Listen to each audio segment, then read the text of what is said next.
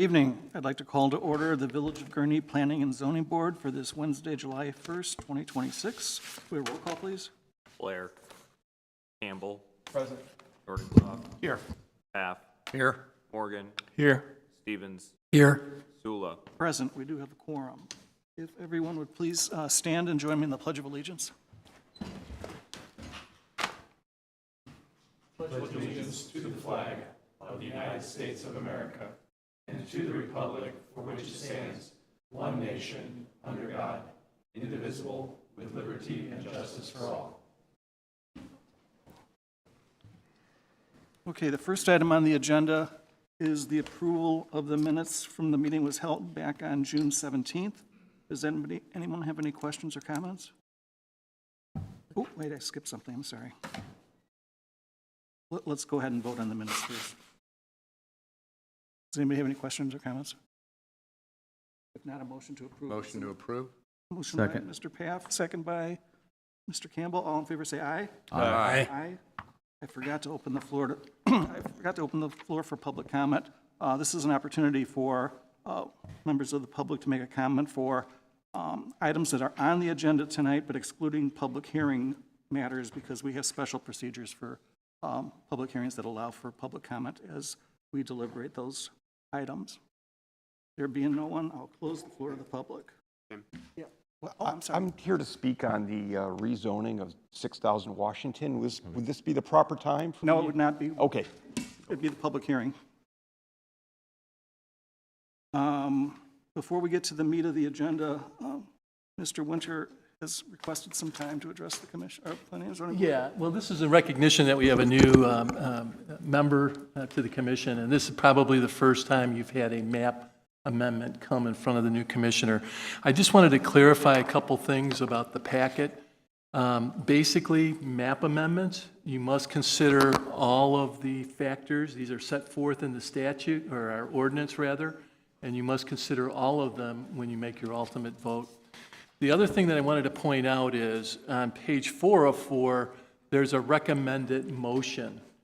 I just want to clarify that staff makes no recommendations with regards to petitions. The reason the recommended motion is listed the way it is so that we can call the question. So what's going to happen at the end of the hearing, regardless of whether you're going to vote for or against, someone needs to make a motion, someone needs to make a second that doesn't bind you to voting a certain way just because you made the motion. But I just want to clarify that, especially for the new member. The reason why it's always stated in the affirmative is because that's what the petitioner would like. And so you have to rule on the request as presented. So I wanted to make that clarification. With regards to the 6 standards, they're listed here. Sometimes questions come up regarding these. Compatibility with existing use and zoning of nearby property, that's pretty straightforward. You're going to be looking at the neighboring property. The extent to which property values of the subject property are diminished by the existing zoning restrictions. The one thing I want to point out on this is, mere frustration of someone's expectation as to what, should be the use, or sometimes you hear highest and best use. That can be evidence, but that's not, what is determinative of that particular issue. Another one that comes up, to the extent to which the proposed amendment promotes public health, safety, and welfare of the village.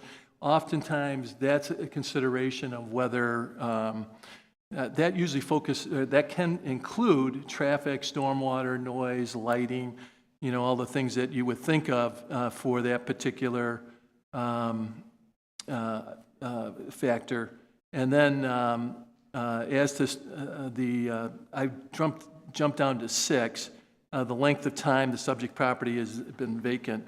The board can hear testimony. It can also, on that particular point, that can include that the property has been marketed for extended periods of time, or also, and connected to some of these other aspects too, is whether there's been a change in the neighborhood, that would, support those items. So I just wanted to make, those are just general considerations, and since this might be the first hearing for one of our board members, I wanted to make sure that that got said. Thank you. Thanks, Brian. And one thing I want to add about the motion template, it's a suggested starting point, and it's really important that we remember that it's a starting point, because oftentimes during the course of our deliberations, we make changes, so we need to make sure that the motion includes whatever changes we discussed, as opposed to the straight language of the proposed motion that's in the packet. Okay, the next item listed on the agenda was supposed to be a minor sign exception requested by Trio Car Wash. They've requested that they appear before us at a later date, I think the 15th. It's not a public hearing, so we don't need a motion to continue. It's just an administrative change. Next item on the agenda is a public hearing, a special use permit and minor exception, or sign exception, for a proposed Quick Trip to be located on about 2.5 acres located at 1207 North Skokie Highway. Got the report on this? Thank you, Chairman Sula. Okay, go ahead, So, Sheena. Gabriel Langora is here on behalf of Quick Trip Corporation, and he is requesting on behalf of Quick Trip a special use permit for relief from a 25-foot landscape buffer requirement. Also, a minor sign exception for a reduction in sign setback and sign height. The subject property is Zone C3, Heavy Commercial District, and is located at 1207 North Skokie Highway. Mr. Longoria has submitted a presentation from himself, and so I'm going to switch over from here to his presentation. Mr. Longoria. Okay, as this is a public hearing, I would request anyone from the petitioner or any members of the general public who intend to ask questions or give testimony to please stand and be sworn in by the village attorney. This is just for the This is the sign. just for the Quick Trip. All right, please raise your right hand. You swear to tell the truth, the whole truth, and nothing but the truth. I do. Okay, thank you. You can proceed. And please state your name for the record, please. All right, good evening. My name is Gabe Longoria, and I'm a real estate project manager for Quick Trip Corporation. I could stand up here and talk about Quick Trip for an hour, so I decided that I would focus more on what we're asking for tonight, and then if you did have any questions regarding our project or Quick Trip as a whole, I'm more than willing to answer any questions you may have. So we purchased this property. We closed on it last year, and then in discussions with Lake County, the DOT, we realized that our site is quite different, sitting on the corner of Skokie Highway and North Delaney Road. As you can see on the picture, it is a awkward triangular shape right at the northwest corner of the intersection. It's about 2.5 acres, and right now there is a vacant restaurant that's been sitting there for quite a few years. What we're proposing now is our new Gen 4 convenience store, as well as a double stack 7, which would be double-sided fueling stations under the canopy so that we could serve 14 vehicles at the same time. And then we also have a total of 38 parking spaces, and we would argue that there's no comparable, there's no competition in the area that is to our standards. I just wanted to show, this is the Gen 4 floor plan. The entry will be at the very bottom. It's a vestibule entry. The kitchen will be at the very top left. It's 2 times the size of our older generation. We're really focusing on what the customers want, and they really took kindly to our food, and so we're just trying to grow more on that. To the bottom left, there are 3 points of sale where an employee can help a customer on each end. So at the busiest time during the day, we can help 6 customers at the same time. And then all the way to the right, there are 8 unisex restrooms. There's 4 ADA compliant on the bottom and then 4 on top. These have a little sign at the top to show whether or not they're open. And I just wanted to show you just a little display of what that is. And then this would be, and then this is the Gen 4 design. This is the exterior elevations of the store. So when it comes to the first item on the agenda, our special use permit, We are allowed by right here for this specific parcel, but we are asking for relief from the 25-foot landscape buffer that's been imposed on us by the Code of Ordinances. When we worked with Lake County and they asked us to build a major road improvement, they would like us to create a right turn lane from going south on North Delaney onto Skokie Highway. So that then pushes our site boundaries further to the west into our site, and it also it makes our site smaller. Now, it is for the greater good of the community, I would argue. It makes it safer, and the stacking will be a lot less in that area, but it does impose a hardship on us when it comes to what we can achieve in terms of meeting these ordinances. So what we're asking for is, with the previous original boundary, we're able to meet the 25-foot setback, but now we're losing approximately just a little over 12 feet of space from our boundary line into the site. And so now we're not capable of meeting that 25-foot buffer. And the next slide, I have a picture where you can see on the very far right, there's a red line that is our current boundary, but once we create the new road improvement, it will be the green boundary right there. So losing that would then force us to shift our site over, and as you can see, there's really not too much space. We wouldn't be able to shift our site over to the west without compromising our design standards and making it not as safe as it would be if we were just allowed to provide the approximately 12.5 feet of a buffer. And when it comes to the minor sign exception, it actually goes hand in hand with the loss of area in our boundary. We cannot meet the setback requirements. That requirement is 12 feet from the boundary line. There is just about 12 feet from the boundary until the edge of our curb. We have a prototypical monument sign, and we also have a prototypical vertical sign. The monument sign stands at 13 feet in width, and so even if we had a 0-foot setback, we still wouldn't be able to make it without going over the curb with this sign, which is why we then ask for a vertical sign. But the problem is that the vertical sign does not meet the height requirements. So we're asking for not only a setback relief, but also a height relief. So we would then we have proposed a vertical sign that would stand 4 feet away from the boundary line rather than 12. And then we are allowed up to 12 feet in height, but our shortest vertical sign would stand at at exactly 15 feet, 5.5 inches. So the approval of this would allow us to put a sign along North Delaney to where it could serve any passengers going north or south on that feed. And they would be able to not only see that we're there, but also they get to see up-to-date fuel prices. And they have a lot of time to be able to make a decision on whether or not they'd like to stop and shop with us. So in this picture, you can see that red line is where our boundary lies with the approved right turn lane. And then our monument sign is highlighted in yellow. That would be from the very right side of that monument sign to the line is about 4 feet.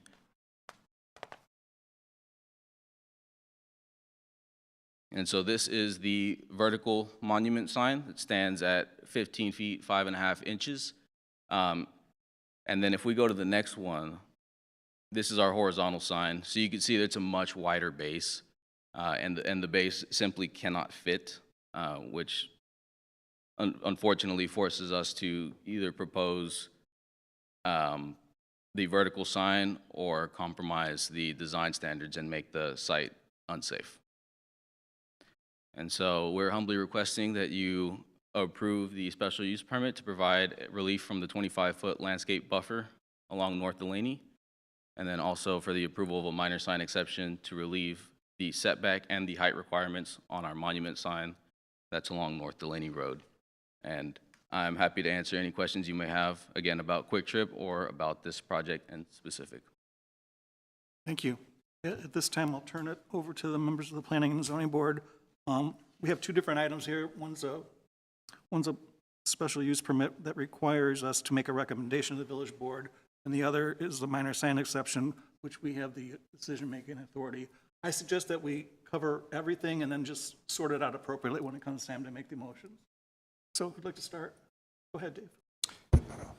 My question might be more appropriate for staff, but, so if we bring this setback down to 12 feet, will there be any change in what is the landscaping requirement for the amount and spacing of landscaping within that right-of-way, number one? Number two, tied to this, and I'm thinking from more maybe from a snow removal standpoint, now that that Delaney Road is expanded, there's snow removal from the parking lot side and also from the Delaney Road side. So again, what's the potential impact on the landscaping due to that?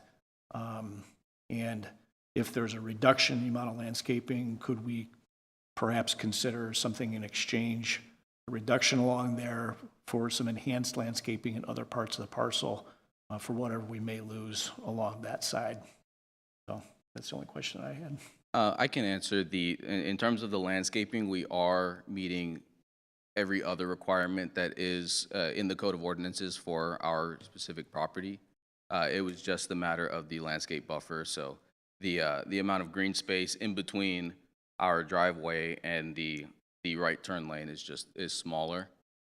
But we will still be providing all of the trees and all of the shrubs, all the greenery that is still required by the Code of Ordinances. When it comes to the snow plowing, I cannot speak to what we would do on the public roadways. At least within Quick Trip boundaries, we do hire our own snow plows to come in during the wintertime and make sure that the site is still safe to maneuver. And I would say there's plenty of room for the windrows for the snowplows along Delaney Road to deposit snow before it even gets to the property line. So even with the widening, there's adequate space for the throwing of the snow. Great, thank you. With the widening, your right, are you going to have a right in, right out? Is that what that will be? Actually, at the moment, we are still, the Lake County DOT told us that they did not support it. We are still working with them to see if we can get it supported. What's supported, right in, right out? The right in, right out. Okay. So then what would it be then? If They are accepting a right in, and we're trying to go back and forth with them on trying to get the right out as well. And the expansion lane will only be dedicated to Quick Trip. That's not a complete turning lane then heading north on 41.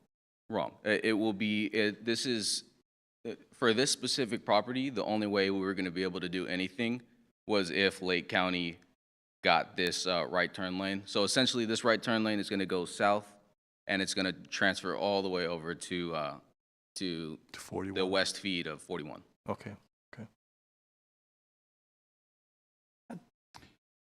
I was at the site earlier today, and the current monument sign there, is that where you're going to put where you want to put your monument sign? It seemed like it would be in the exact same spot.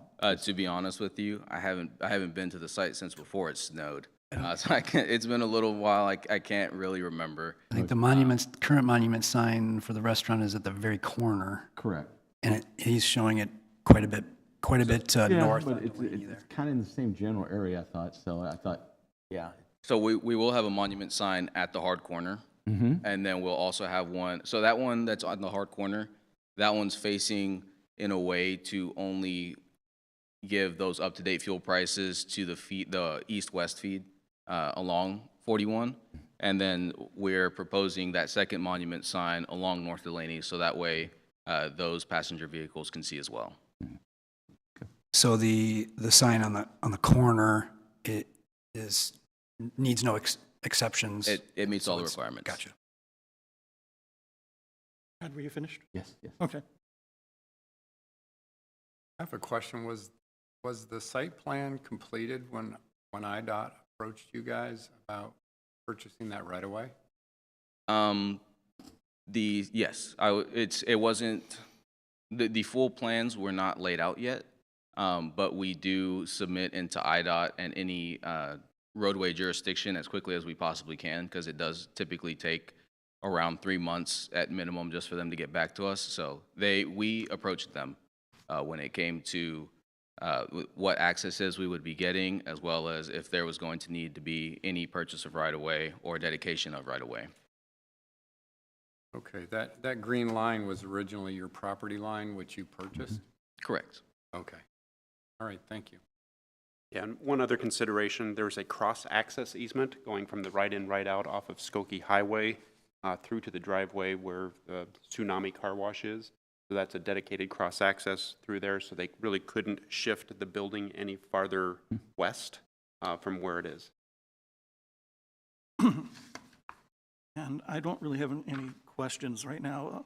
Warrant an observation. The existing landscape buffer along Delaney between the existing entryway and 41 looks to me about 10 feet right now. Mm-hmm. Okay. All right, at this time, I'll open the floor to the public for anyone who would like to make a comment about the landscaping buffer only. Yes, go ahead. All right, I'm pretty young, new to this stuff, but I figured I'd speak. I'm with the car wash that's right behind. That's Could formerly you state your name, please? David Zelig. Thank you. Formerly Tsunami Car Wash, right behind now Gurnee Express Car Wash. And I guess I just wanted to speak on, in a different perspective, more so for, again, I'm young, I'm new to this stuff. But again, the property, you know, is overgrown, all that kind of stuff. So I think whatever they're trying to do, I would definitely, you know, accept and allow for, especially granted that we are pretty new to the area ourselves. As of February, we took ownership of that car wash. However, in Park City, off of Belvedere Road, we've been there for 15 years. So really, I'm just speaking to say that, you know, I'm for what they're trying to do. You know, this, again, with all the landscaping and, you know, similarly to us, as we're working through all the temporary sign permits and stuff like that. But really, I'm just here to speak, you know, on behalf of them to say, I'm for it. So that's all. Okay, thank you. Of course. I'll close the floor to the public. Additional questions and deliberation? I have one question. Sure. Mr. Nordentoff asked about landscape. We'll have to have a number of planning. They said they would do it, but are they required to do Yes, it? Okay, great, thank you. it's just a reduction in width of the landscape buffer. This kind of relates back to our conversation at the last meeting. Even though it's the diminished width, still have the same requirement for the same number of plantings. I have a question about other properties along Delaney Road, especially in close proximity. Are there other properties that have a diminished buffer zone just because they've been there forever? Or will this look dramatically different than the adjacent nearby properties? So we established the 25-foot landscape buffer with the 2015 zoning code. Prior to that, it did not exist. We handled increased buffers through PUDs generally, but there was, I want to say it was a 5-foot landscape buffer setback that was required. Shannon's got the map up. The Tsunami Car Wash immediately north, you can see, has an enhanced landscape buffer. The McDonald's across the road has the 5-foot. Gotcha. You can see the sidewalk is pretty much the edge of the county right-of-way boundary. You can see the amount of green space between the sidewalk and the parking lot is minimal. So with that property right across the street, the McDonald's, it's not going to look bizarre or out of place that it's got this smaller buffer. It won't, and, you know, the commercial spaces, you know, typically 25, 30 years, you'll see a major refresh, sometimes a full raise and rebuild. We take those opportunities to reestablish those landscape buffers. So we're doing that. We had some inquiries about the McDonald's at Billy's and Grand recently. We're using the rebuild, refinish, remodel of those stores. We've got some triggers in our zoning code where we can do that. to establish those healthier setbacks, get more green space along roadways. And as I mentioned before, the existing buffer, pretty similar to what they're. Any other questions or comments? If not, the first motion would be in the form of a recommendation to the village board for the landscape buffer requirement. Motion to approve the petition and recommend the village board approve the landscape buffer request by Quick Trip Corporation for relief from the landscape buffer requirement of 25 feet to 12.77 feet on property located at 1207 North Skokie Highway. Second. Second, Chris. Any discussion on the motion? Roll call, please. Campbell, Aye. Nordentoff, Aye. Paff, Aye. Morgan, Aye. Stevens, Aye. Sula. Aye, motion carries. The next motion should be in the form of approval for the sign setback reduction as well as the sign height. Motion to approve the minor sign exception to allow a 4-foot sign setback and a 3-foot 5.25-inch monument sign height increase request by Quick Trip Corporation for the property located at 1207 North Skokie Highway. We have a motion. Second? Second. Second by Mr. Paff. Any discussion? Roll call, please. Campbell, Aye. Nordentoff, Aye. Paff, Aye. Morgan, Aye. Stevens, Aye. Sula. Aye, motion carries. So, as you probably heard from staff, the village board will make the final decision on the landscaping request. As far as the sign goes, this was the last step you need, absent building permit requirements. So, good luck with the program, and we welcome you joining the village. Thank you all very much. Thank you. Next item on the agenda is a public hearing for a zoning map amendment for 1.15 plus or minus acres located at 6,000 Washington Street. Got staff report on this one. Thank you, Mr. Chairman. Before you this evening is a request for a zoning map amendment to rezone approximately 1.15 acres located at 6,000 Washington Street from R1 single-family residential to R6 multifamily residential. The requested rezoning would allow for the development of an apartment building on a parcel that has remained vacant for an extended period of time. The subject property is designated high-density residential in the village's comp plan, and it is surrounded by a variety of different land uses, including commercial, industrial, agricultural, institutional, and residential properties. The petitioner currently proposes constructing a 6-unit apartment building with 19 parking spaces, a driveway connection to Washington Street, and a cross-access connection to the Stonebridge parking lot to the east. The proposed 6-unit development represents a reduction from an earlier concept that contemplated a 15-unit apartment development. According to the petitioner, the project was scaled back after discussions with LCDOT, which indicated that developments generating traffic beyond a certain threshold would require a major access point onto Washington Street. By limiting the proposal to 6 dwelling units, the development would qualify for a minor access point onto Washington. Although the current development proposal consists of only 6 dwelling units, the requested rezoning would establish the property's zoning classification independent of the specific site plan currently contemplated. If the property is rezoned to R6, future development could include up to 15 dwelling units on the site by right without requiring any additional zoning map amendments so long as all other zoning requirements were met. The proposed 6-unit apartment building could also be developed under the village's R5 zoning district, which permits up to 10 dwelling units on a parcel of this size.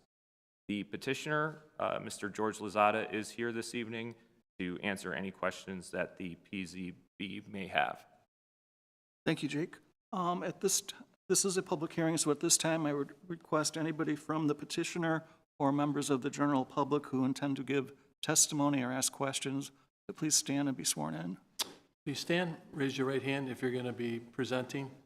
That's everyone. So if you're going to go to the mic tonight, you got to raise your right hand. Just raise it up, not on your heart.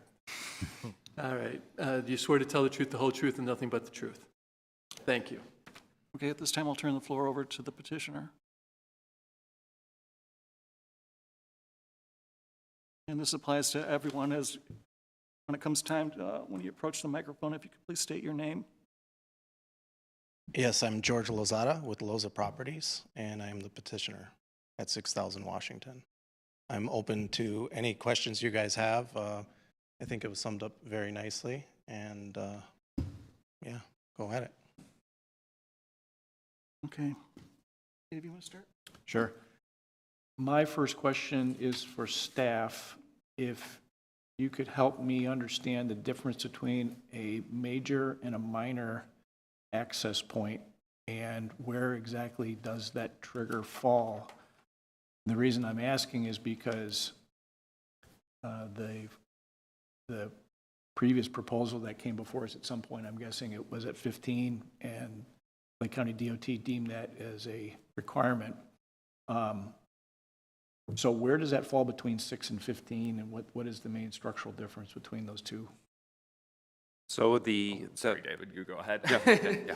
The threshold is 50 trips per day, and that's calculated based on the average trips per residential unit. So a multifamily development per the Illinois, or the Institute of Land Development, or Institution of Traffic Engineers, figures 7.5 trips per unit per day.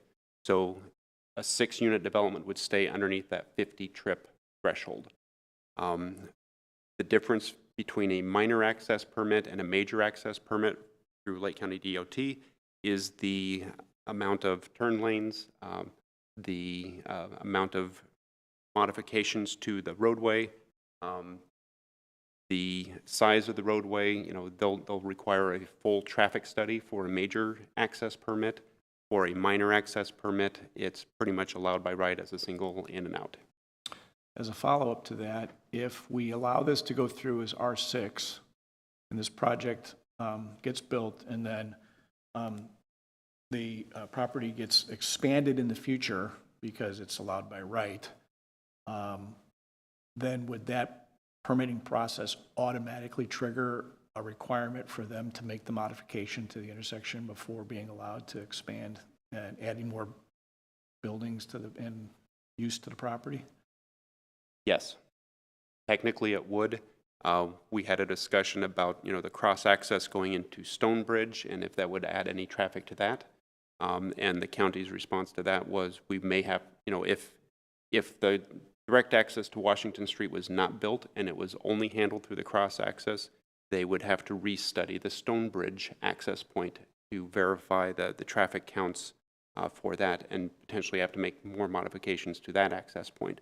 So yes, anytime the building permit access points are changed along a Lake County DOT roadway that affects the traffic coming into and out of a Lake County DOT highway, it would require a new permit through Lake County DOT and incrementally increase in those requirements.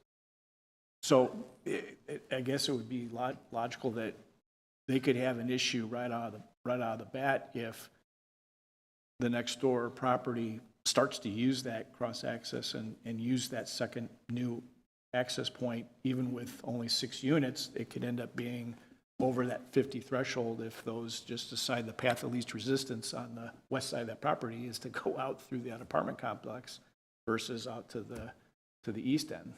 So it may not meet the standards right away. And it would be based upon what's being developed on the property.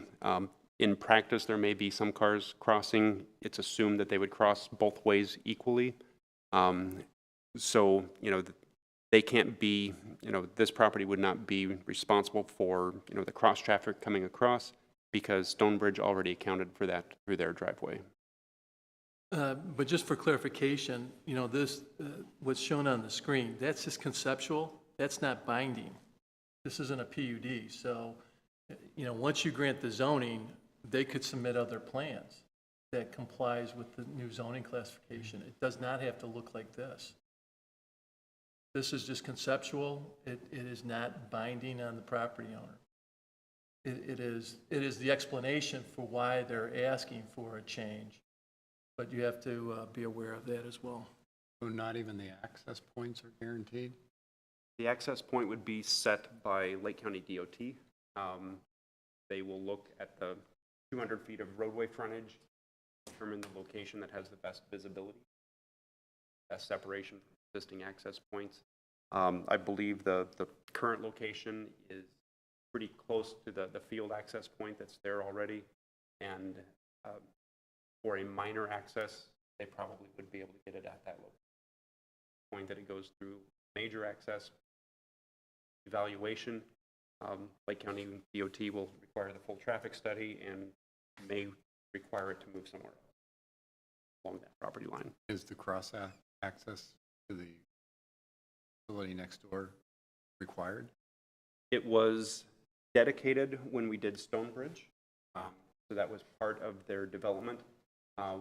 We determined that it would make good sense to do cross-access if there are compatible developments on either side, so there's one to the other side as well.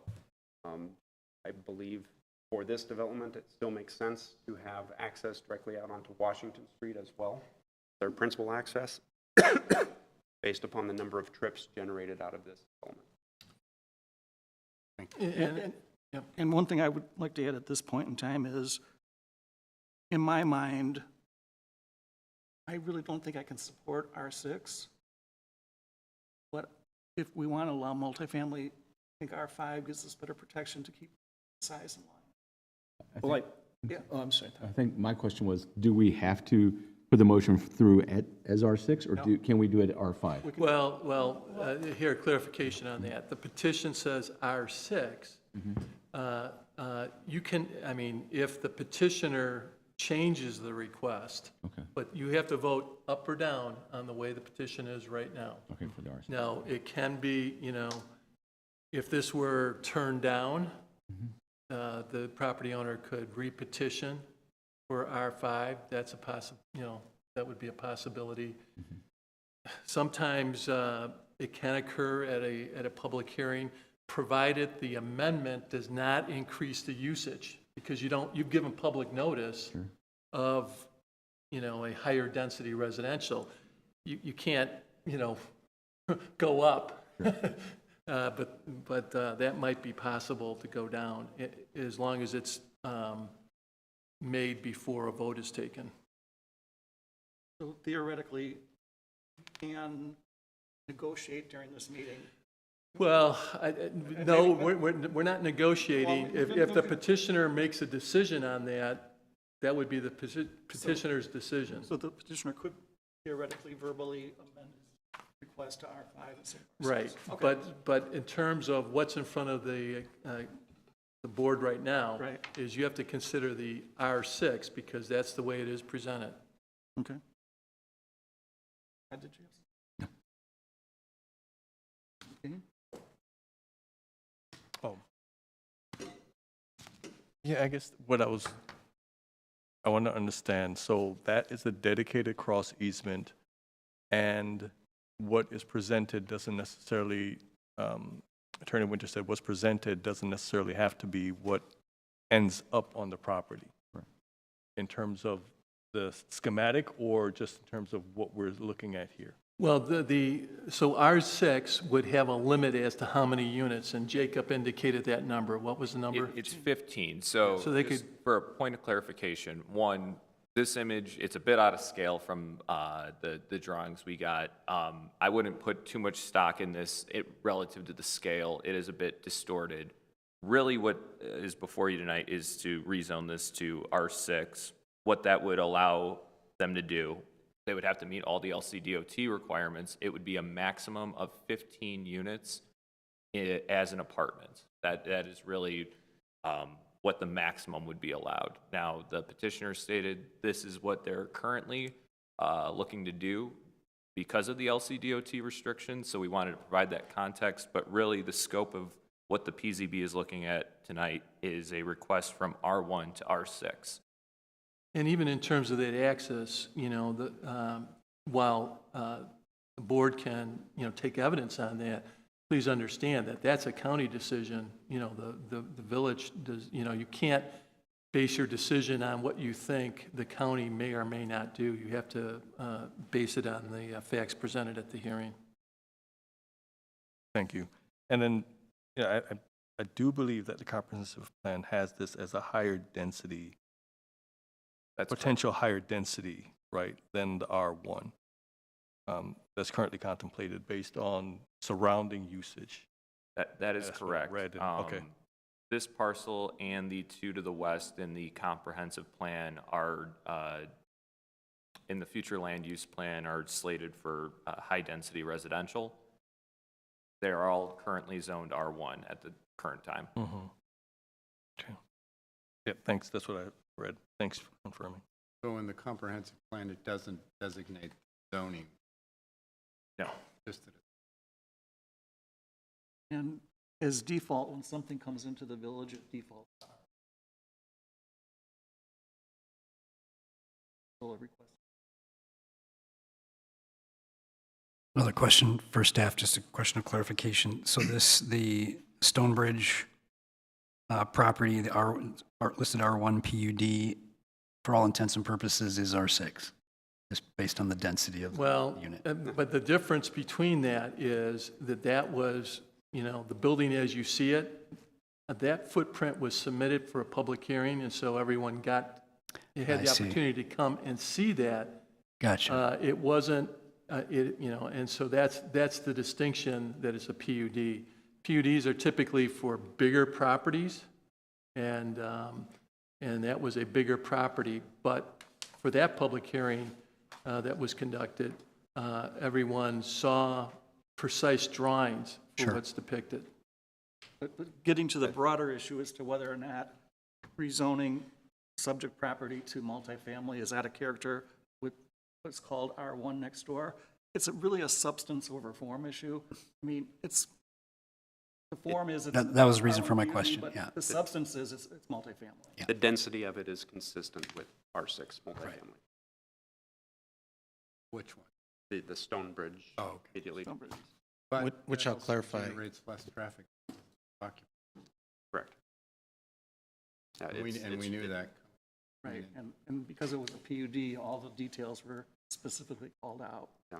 It's a 120-unit building on 6.5 acres.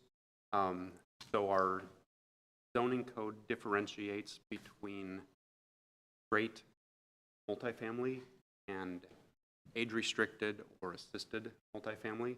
We allow greater density for the age-restricted. So if 120 units would not be allowed under straight R6 on a 6.5 acre site, that's more dense, but because it is an age-restricted, this one's actually not age-restricted, it's mobility restricted assisted living facility. So because it has that level of care, and we have recognized that not every occupant will own a car and be driving back and forth, allowed greater density, more so than R6.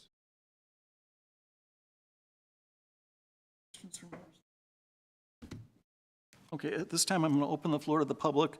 And for those of you who are visiting us for the first time, this is an opportunity for the public to make a comment or question. You will address your questions to the Planning and Zoning Board. Once we've heard all the questions, I'll close the floor to the public, and then we'll address the questions the best that we can. So if someone would like to make a comment, please come to the microphone, state your name and address, and ask your questions. Good evening, members of the board. My name is David Weinstein. I live at 6020 Washington, right next door. This is my wife, Erin Weinstein. I'm a local attorney for 35 years, and my wife is the elected clerk of the circuit court, a high county official, so we consider ourselves pretty upstanding citizens of Gurnee. We are very much against this. As you can see, our home is right next to where you want to put this big giant parking lot and 20-person units here. Literally, it's about 8 feet from our bedroom window to where the edge of that property. So under this, you're going to have cars coming and going, lights that are going to shine right in our bedroom window. And on top of that, we're going to be surrounded here. We're going to be an island in the middle of this district here. We don't think that's appropriate. We think the proposed density is too high. And the question is, why is this parcel appropriate for a higher density when it's right next to a single-family home? Again, the building size is going to dwarf our home. People are going to be able to see in our windows from the second floor there. It certainly doesn't match the aesthetics of our home next door. The design does not fit. It's incompatible with our existing home. It gives us no privacy, and it's going to be a real problem. Again, as to infrastructure, we're on septic. I don't know how I take it that's going to be sewer. I don't know how we're going to be hooked up with that or not. Again, there's been no traffic study. I know we talked about this. And again, this could be considered spot zoning, which I know Mr. Winter here will probably know more about that than me, but that's highly looked down on in Illinois law. And again, this will destroy our property values. We bought this home. That was an empty lot. We're going to be surrounded by an apartment building. It's going to basically, it abuts right up on onto our building. It's going to destroy our property values. And I'm going through the your presentation here and some of the justifications for this action. And number one is compatibility with the nearby property. It doesn't even mention the residential neighborhood, the residential building right next door. Doesn't even mention it. Obviously, that's going to affect us. Property values diminished by the existing zoning. Well, obviously, our property values are going to dramatically go down because of this. That's not mentioned by the city either. As to whether this promotes public safety, health, and welfare of the village, I don't think that the planning committee should consider the tax benefits of this. It should consider how this affects the neighborhood. And we are the neighborhood. So we don't think there's a gain for the public here at all. There's no set-off based on what I've looked at here. In the drawings that are in the packet here, the parking lot goes right up to the edge of the property, right 8 feet from our bedroom window. We think that this is not right, would destroy our property values, destroy the aesthetics of our neighborhood, and we'd ask that you vote this down. Thank you. Good evening, Board. I'm Erin Cartwright-Weinstein. I'm also a resident of 6020 Washington Street, and to add to him, we actually really love living in Gurnee on top of everything else Dave stated. I'll add a little bit to what he said, but also have a couple of my own points. I think one of the biggest concerns I have is that just west of there is Cemetery Road, and then shortly after that is Hunt Club Road. And we have seen a drastic increase in traffic to the point that we struggle sometimes to get in and out of our driveway, and I've waited up to 5 minutes to be able to pull out of my own driveway. The car accidents have started to occur at Cemetery Road more often, and they're much more serious car accidents that have actually shut Washington down by our own home, and we've had to kind of jackknife around our own yard to get into our driveway. And that is a huge concern for me. If we're looking at 6 units on 1.15 acres, that is really cramming a lot of people into a very small space. if there's single-family dwellings or there's 6 individual single-family dwellings and you have 6 people per household, 4 children and 2 adults, you're looking at 36 people, and you're looking at birthday parties and holiday parties and all these things happening, and there's gonna have to be sufficient room for them to be able to get in and out of that parking lot. And that is gonna create a lot of disruption and noise, which leads into my concern about our property values. We do have a pretty reasonable property value. I mean, considering we're on Washington Street, the fact that we're in Gurnee and in this village, we have really maintained a decent property value, and it's made us, feel very comfortable there and wanting to stay there and continue to reside in that property location.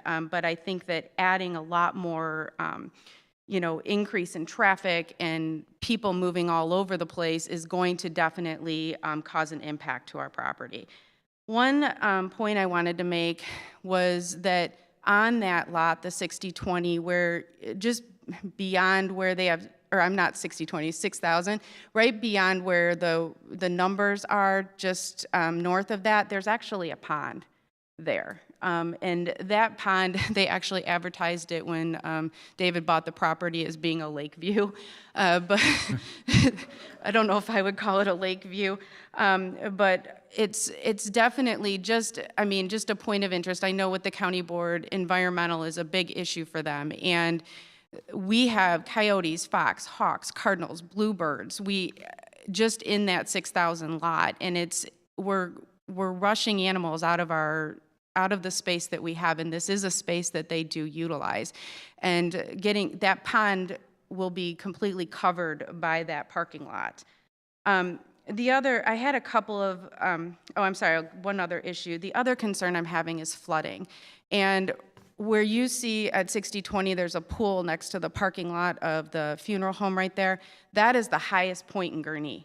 So whenever there's a major storm, like some of the storms that we have had to do massive work to our basement to ensure that it stops flooding. We've had 3 major floods in our basement.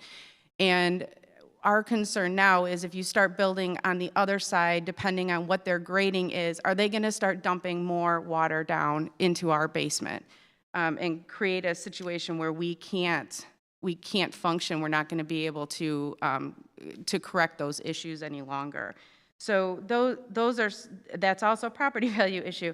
But I did just want to point out that, there were a couple things that were in his statement, about his proposal and stating that, things such as the tax affecting our tax basis. I mean, we are so blessed in Gurnee that we have such business, and our taxes in Lake County are probably one of the most reasonable in the county. But I don't think a duplex is going to change that. I mean, it's not that I don't think you should consider it, it's that I don't think that that's an argument where there's going to be much impact from that.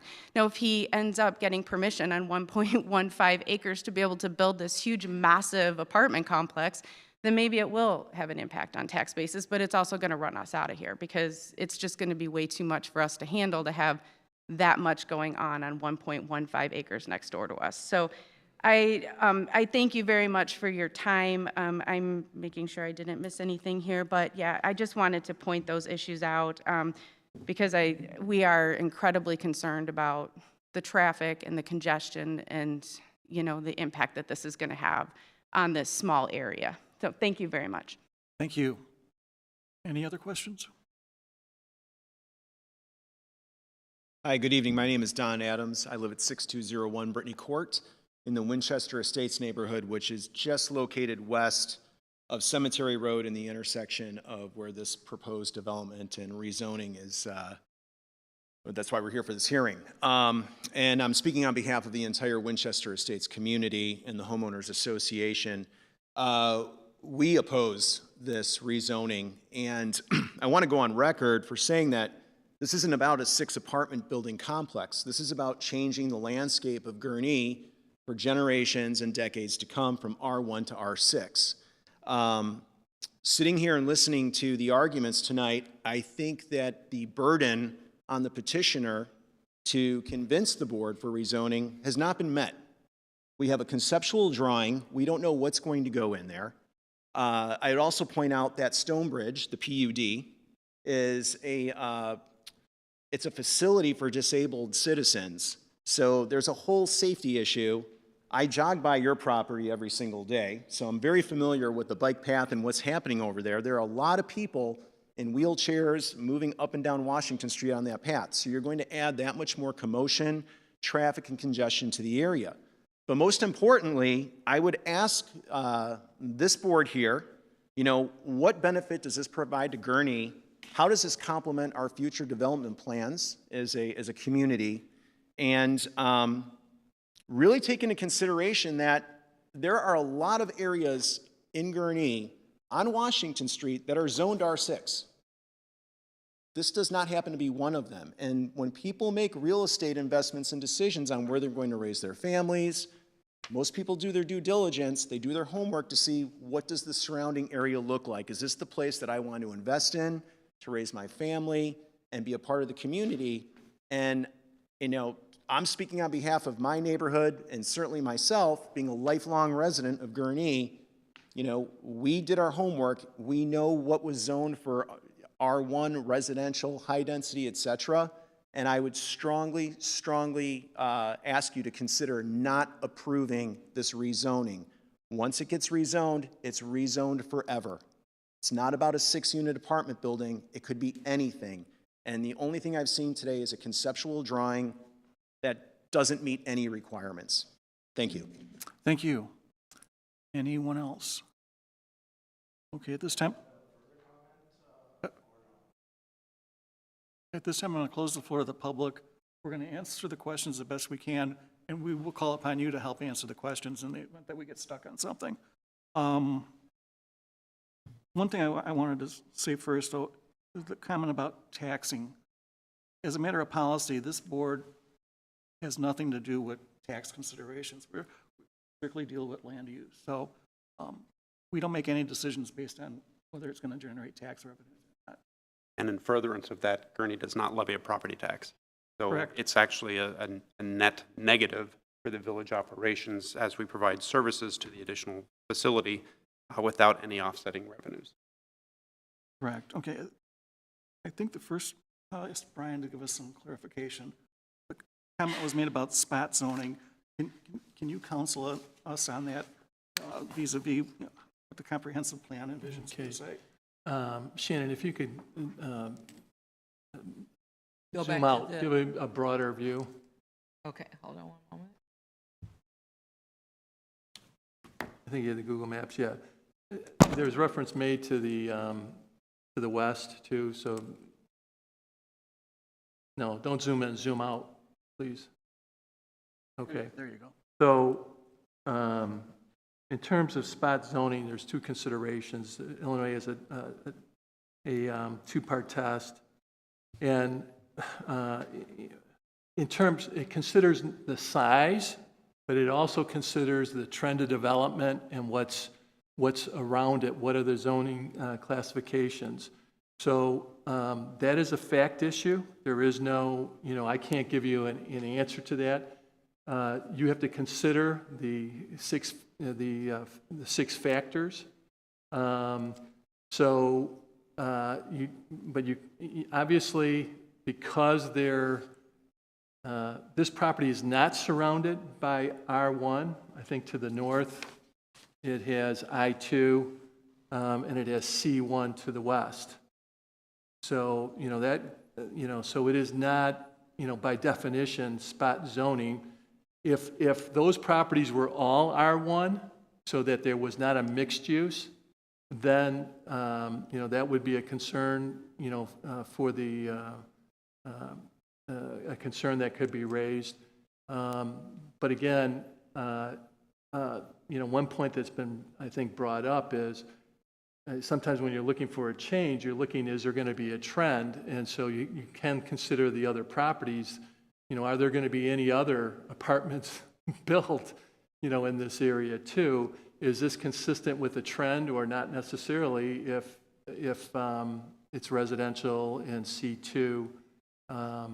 So there is no, it's a two part test. One of the parts is, how much of the area is being rezoned. And again, there's no minimum or major. And then secondly, what are the uses touching the property that's being rezoned? If they are all consistent, that strengthens, that factors into those 6 factors that you would say that's going to be intrusive if this property is changed. But you still consider that, regardless. Thank you. And then, first questions about the existing pond and flooding considerations.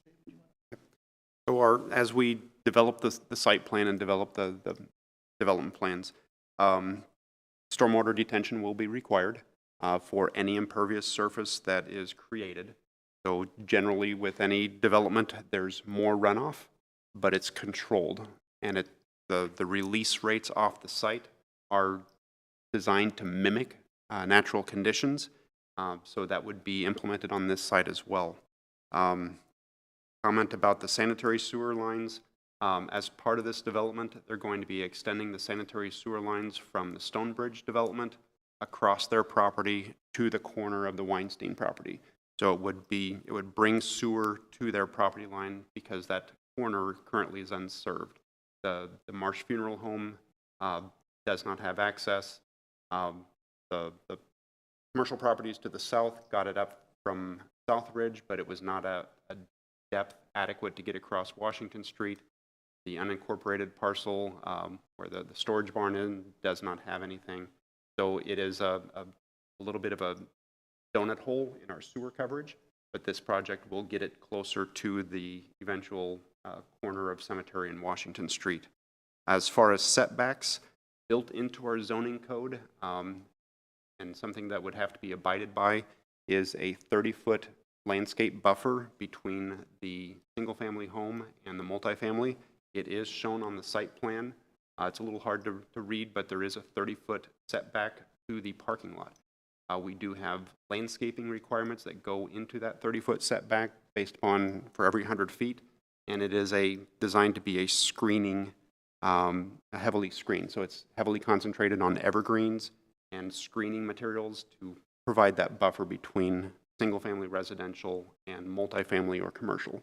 So that is built in. Let's see. Traffic generation.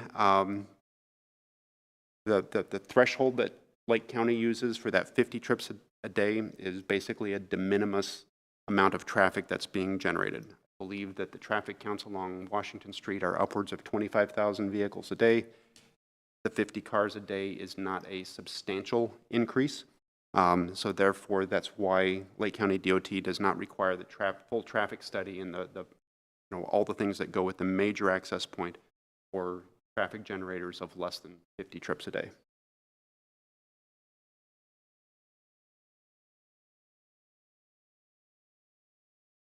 Thank you.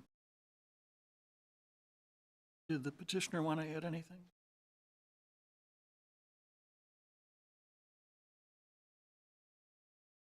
Right, I appreciate you guys being very thorough and took a lot of the words out of my mouth, and clearly you guys are very experienced with this, beyond any of us in this room. And I just want to emphasize the scale, how small the development is. If you look to the east, Stonebridge is 120 units and it is 4 stories tall. It is massive. This is only 2 floors high. So it's not going to be massive by any means, and we will do our best to make the landscaping comply with the Village of Gurnee and the retention pond, as mentioned. Actually, there has been a excuse me, a change to the rule where the retention pond is larger than previously required, I believe, over the last 5 years. So it's an enlarged retention pond, as a matter of fact, and we will advertise it as apartments with a lake view. Because it's going to be such a massive retention pond. So it will actually help the neighbors more than likely because of the amount of water it will retain. We're going to make it farmhouse style as well. They're going to be marketed as luxury apartments. So it'll be pleasing to the eye as well. So we can be a good neighbor and help the values. So that's all from me. Thank you. Here's the planning and zoning. Go ahead, Chris. We've got our 6 criteria here, which all make sense. What I'm not seeing is how it fits with the comprehensive plan. I mean, we made comments on where that fits, but that it isn't one of the kind of factors laid out here that we're supposed to be considering. Is it we were limited to 6 and we had to jettison one, or it seems like that should be a big factor as we're considering this. Well, the comprehensive plan does not give this any zoning designation. It says that there's going to be some infill and that there should be flexibility to consider changes, but they're case by case. And so, I think there was a comment, is there any other R6 in this area? And I think that was something that was discussed. That's the kind of discussion you have to have at the public hearing. The fact that the comprehensive plan says that, well, that covered the entire village, and it did not make any specific determinations as to this particular parcel. Correct, but this particular parcel falls into an area where it says the migration, the intended migration would be to high density. So there's a reason. It may be a possibility, is what it says. Okay. Correct. So it's somewhat envisioned as a possibility. Yes, oh, it is. The comprehensive plan. But you'd have to have a public hearing, like tonight, to Right. consider the 6 factors. Right, okay. Personally, I'm struggling with the R6 density.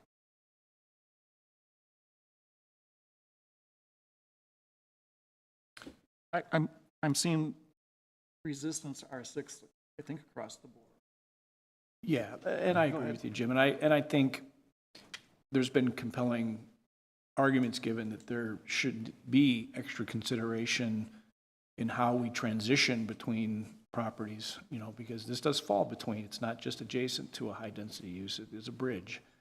And while the comprehensive plan, and I do lean on the comprehensive plan and have for years as our guide, I'm not 100% convinced that high density, as we define it, might be best. Certainly not R6, in my opinion. But should it be a residential use?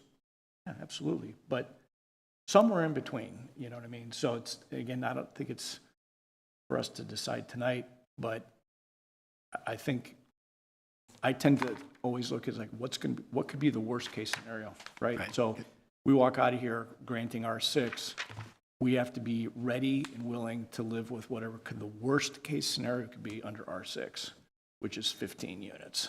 And So I'm right there with that's a I'm game right there breaker with for you. me. I mean, we have a single family home on one side and we have a high density building on the other. This property is the only thing in between. So it is a transition zone. If it's left as R1, nobody's going to buy that and put a single family home there. For all the reasons that were just outlined, nobody's going to put a single family home there. So the only thing that makes sense is something that creates a transition, which is something more in the, I guess, is there a medium density kind of a designation? Yeah, and so we have 6 levels of residential. R1, R2, R3 are our single-family residential, 1 acre lot, 1/3 acre lot, 1/4 acre lot. R4 is our duplex zoning designation, and then R5 is our limited multifamily, and R6 is our full multifamily. The buffering, R5 versus R6. Yes. So I guess a question for the petitioner, sir. I'm sensing that R6 is not going to make it past here. Yeah. So, well, I mean, but, we have to just deal with the petition. Right, okay. again. Right, okay. So it's, if you're, If you could go to the microphone, please. What is the maximum units on R5 designation? okay, so that's the issue. That's the issue. I mean, that's, it was noticed as an R6. We've conducted the hearing and closed the floor. So, I think it's appropriate, to make a motion based on the public hearing. Okay. All right, is anybody? But not to avoid your question, you can ask that after the hearing. So 10 units would be, Jake indicated that early in his report, 10 units would be the maximum that would be allowed under an R5. Gotcha, okay. I appreciate that. And, yeah, there's a funeral home on the other side too, but not to get back into that, and Bushido across the street. So it is quite mixed and transition. There's not quite a transition. It's a little bit of everything, and there's a lot heavier uses. So I appreciate your guys' consideration for the R6 usage. Thank you. So the 10 units would trigger the major access? Yes, they would.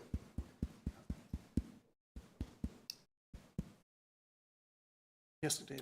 I'm prepared to advance a motion. Okay. I move we forward a favorable recommendation for the petition for the village board to approve the zoning map amendment to rezone one parcel of land totaling 1.15 plus or minus acres located at 6,000 Washington Street from the existing R1 single-family residential district to R6 multifamily residential district. Second. We have a motion and a second by Mr. Campbell. Mm-hmm. Any discussion? Roll call, please. Campbell, Nay. Dordentoff, Nay. Paff, Nay. Morgan, No. Stevens, Nay. Zula. Nay. Motion does not carry. As you know, we are a recommending body to the village board. You still have an opportunity to present your case to the village board if you so desire, but with a unanimous unfavorable recommendation from this body, I give it much hope. All right, next item on the agenda is just acknowledging that we're scheduled to have a meeting on July 15th. Yes, Public hearing? we do have. Okay, so we'll definitely have the meeting. Next item on the agenda is opportunity for public comment, and this is an opportunity for things that are not on the agenda this evening, but somewhat related to planning and zoning. There being none, I'll close the floor to the public. Motion to adjourn. So moved. Second. Motion by Mr. Campbell, second by Mr. Nordentoff. All in favor, say aye. Aye. Motion carries. Have a great 4th of July weekend, everybody. Thanks, Jim. You too. Thank you all for your very thoughtful participation this evening. Spent all that time.